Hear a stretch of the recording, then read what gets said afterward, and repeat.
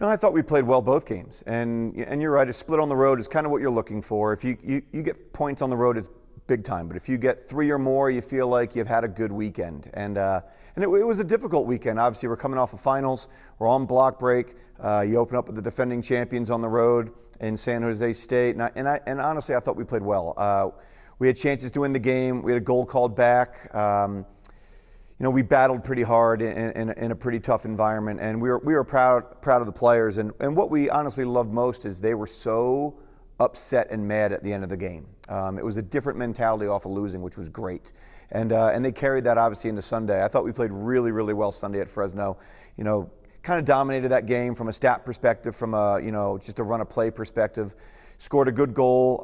Should have been 2-0. We missed a penalty late in the game, but played really well. Got the 3 points in a really, really hot environment. It was about 96, 97 in Fresno. It was tough to play, and we were really proud of the players, really proud of the entire team. I thought we came out really focused and played well. Yeah, I think Jacqui's obviously a phenomenal player. She's still learning, like most international players do, just the American game, especially at the collegiate level.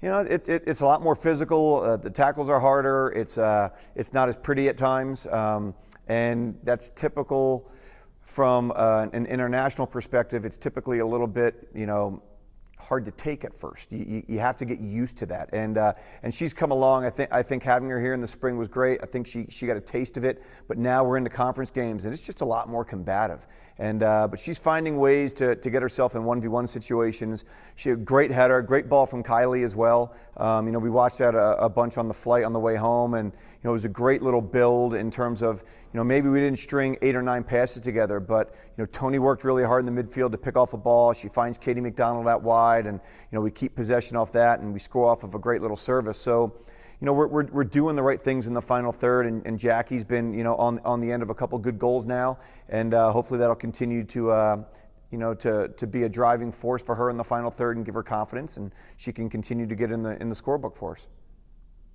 Everybody's good. UNLV is obviously very good. They've had a really good run the last couple of years. Fell a little short of the conference tournament last year, but they were still very good. And Nevada is greatly improved, greatly improved. They've had some really good non-conference results. And both games this weekend for both teams were very tightly played.